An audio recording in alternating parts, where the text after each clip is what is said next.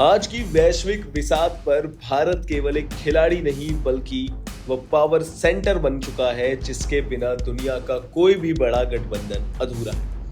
आज जब प्रधानमंत्री नरेंद्र मोदी अपनी ऐतिहासिक इजराइल यात्रा जो कि 25 से 26 फरवरी के लिए होने जा रही है, तो पूरी दुनिया की नजरें मिडल ईस्ट के बदलते समीकरणों पर टिकी है। क्यों? आपको बता दें कि इस दौरे के शुरू होने से ठीक पहले इजरायली प्रधानमंत्री बेंजामिन नेतान्याहू ने एक ऐसा मास्टर प्लान साझा किया जिसने वैश्विक राजनीति में हलचल मचा दी है। नेतान्याहू ने हेक्सागन ऑफ अलायंसेस नाम के एक नए क्षेत्रीय गठबंधन का खुलासा किया है, जिसमें भारत को सबसे महत्वपूर्ण और मुख्य साझेदार के रूप में पेश किया गया। सबसे इंपॉर्टेंट यह है कि क्या है नेतान्याहू का हेक्सागन और भारत की भूमिका। तो बता दें कि नेतान्याहू का यह हेक्सागन प्लान महज एक रक्षा समझौता नहीं है, बल्कि ये कट्टरपंथ के खिलाफ एक अभेद्य दीवार खड़ी करने की योजना है।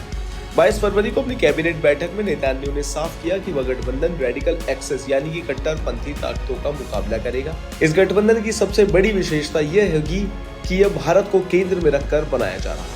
इसमें भारत के साथ इजराइल, ग्रीस, साइप्रस, कुछ चुनिंदा अरब देश और अफ्रीकी राष्ट्र शामिल होंगे। आपको बता दें कि नेतान्याहू का मानना है कि भारत जैसी उभरती हुई महाशक्ति के बिना मध्य पूर्व और हिंद महासागर क्षेत्र में स्थिरता संभव नहीं है। यह गठबंधन सुरक्षा, खुफिया जानकारी यानी कि इंटेलिजेंस साझा करने और अत्याधुनिक रक्षा तकनीक पर आधारित होगा। लेकिन इससे बड़ा सवाल है कि आगे किन किन चुनौतियों से निपटने वाला है ये नया गठबंधन। तो नेतान्याहू ने दो बड़े खतरों की पहचान की है जिनसे यह हेक्सागन मुकाबला करेगा। रेडिकल शिया एक्सेस यानी कि इसमें मुख्य रूप से ईरान और इसके समर्थित गुट जैसे हमास, हिजबुल्लाह और हुती शामिल। इजराइल पहले ही उनके खिलाफ मोर्चा खुले हुए है। उभरता रेडिकल सुन्नी एक्सेस, जी हाँ, यह भारत और इजराइल दोनों के लिए चिंता का विषय है। हाल ही में सऊदी अरब और पाकिस्तान के बीच हुए रक्षा समझौते और उसमें तुर्की की बढ़ती दिलचस्पी को इजराइल एक नए खतरे के रूप में देख रहा है।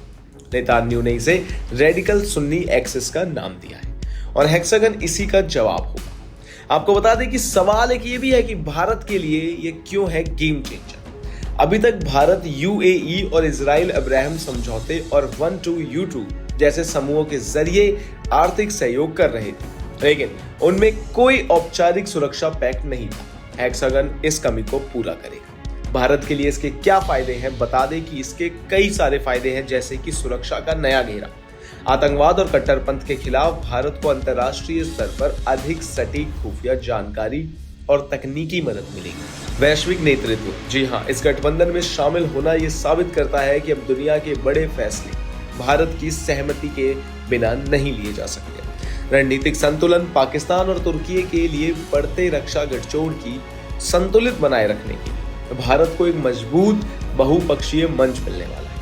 आपको बता दें कि प्रधानमंत्री मोदी की यह दूसरी आधिकारिक इजराइल यात्रा ऐसे समय में हो रही है जब इजराइल और ईरान के बीच तनाव चरम पर।